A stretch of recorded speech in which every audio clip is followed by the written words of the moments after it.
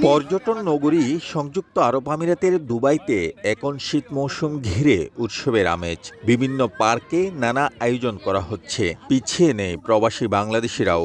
দুবাইয়ের মুশরিক পার্কে এমনই এক আয়োজন করে টাঙ্গাইল সমিতি, যেখানে অংশ নেয় কয়েকশো প্রবাসী।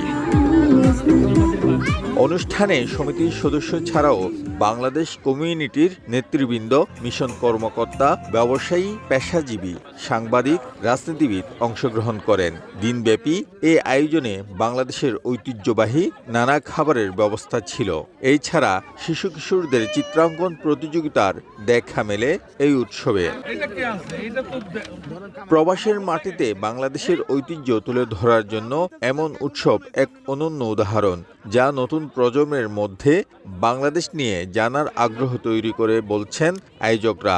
আপনাদের এই আজকের প্রোগ্রাম খুব সুন্দর ছিল, গোছানো ছিল। অনেক ধন্যবাদ আপনাদের সবাইকে, আমরা অনেক খুশি, আনন্দিত। এইরকম সুন্দর পরিবেশে প্রোগ্রামে উপস্থিত হতে পারে আমাকে ধন্য মনে করছি।